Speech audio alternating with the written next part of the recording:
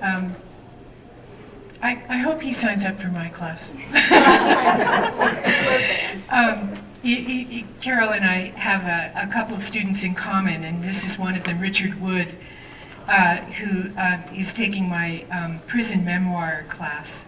And by the way, in the back table there, we've displayed a couple of papers so you can kind of see what some really excellent submissions look like. There's some envelope art. Sometimes I know I had a student who wanted to employ artists in the prison, and so you'll see there's some beautiful roses and also the football helmet of a team we won't mention. And then also there are a lot of the books that I use in the class, either full-length memoirs or as excerpts. So during the intermission, please take a look back there. But anyway, Richard Wood is a current student in the prison memoir, and this is a piece called Time Minds, excerpts from it. In prison, time has a violently explosive effect.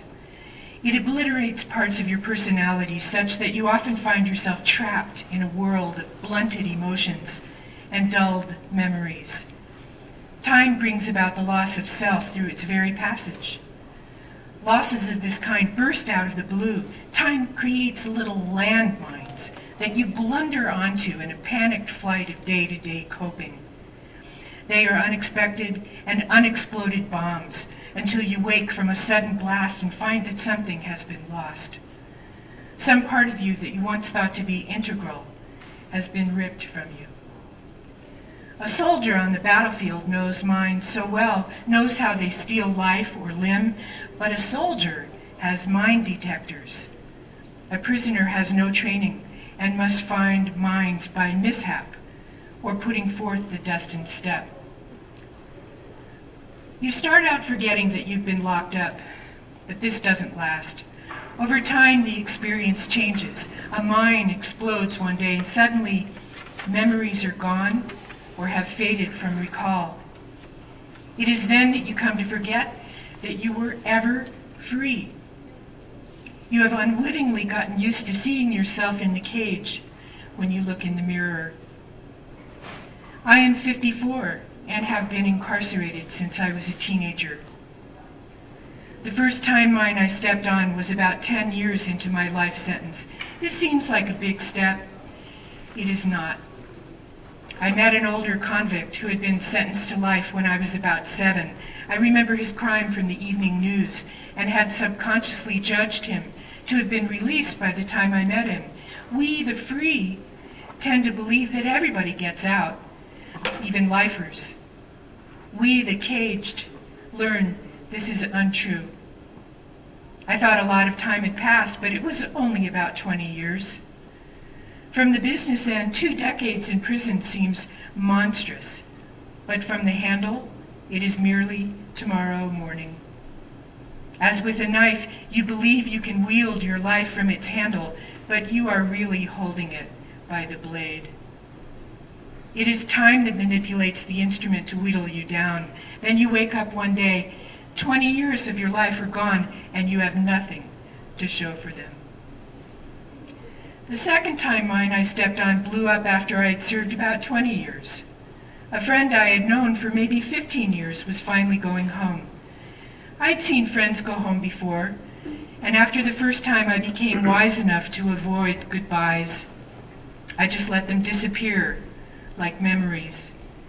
However, this one day, this one friend, was different because I stepped in the wrong place. I entered a room of the prison known as receiving.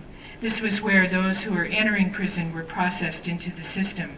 It was also where those who were leaving the system put on their street clothes.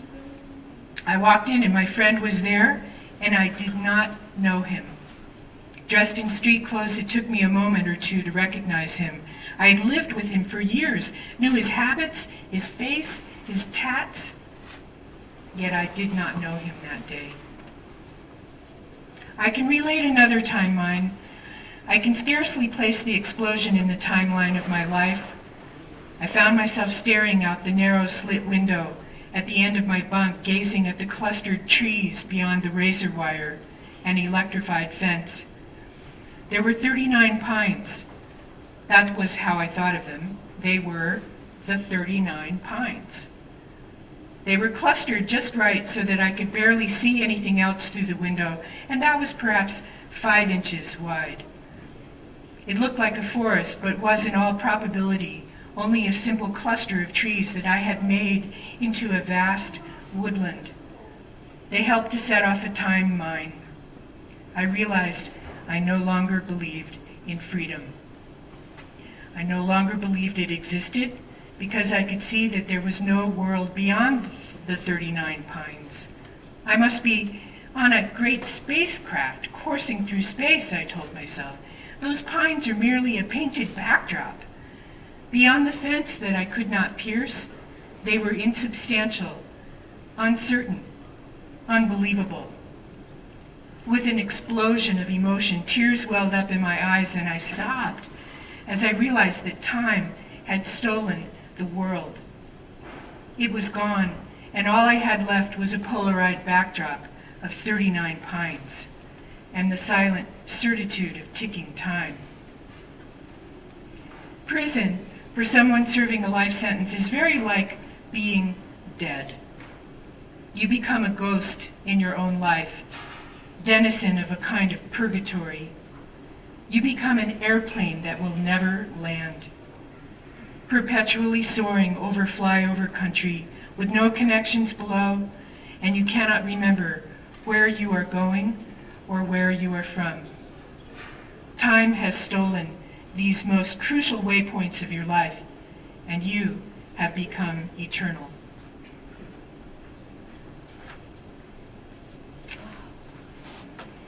I have another piece by Richard Wood.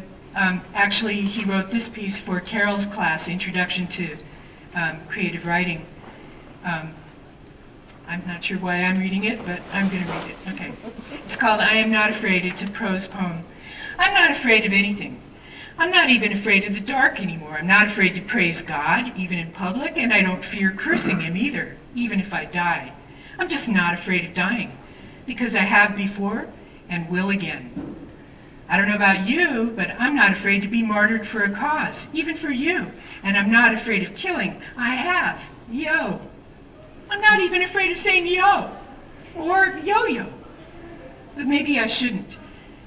I'm not afraid to be many things. A communist, viva Fidel. A coward, I have been. A man, I hope I'm always a good one. Gay or straight, either one's fine by me. I'm also not afraid to be a Trump fan and a Republican. Really? I already told you I'm not afraid. I told you I'm not afraid of killing. So let me tell you plainly, I'm not afraid to shoot God. I could do it, but I would not. Would you? God has more ammo, you know, more gats and more guts. But if I shot him, would it be okay to brag I bagged the Son of God? Behold, I knoweth not, but know that I am not afraid of anything. They should put a big red S on my chest with my blue tights and cape. Then they could call me the S-hole, the caped unafraider. I'm so afraid, it's unafraid, it's actually scary. But just one thing more. There is one thing I fear. I fear it deeply and it cannot fight it. I fear, am totally, unabashedly afraid of losing my mother. I'm not afraid to be afraid. My mother is the earthly source of my being, all I can be that is good. But everyone dies, even Christ. So I hope on that day which shall befall us all that I will have the courage, the skill to staunch the flow, the ice water flow of cowardice in my spine. I hope I shall be a man then, and not whimper, not howl like a child with skint knee, for it will be an abrasion that my mother can't fix. I will be like a child, hand brutally cut off from among its kin, and I will be afraid.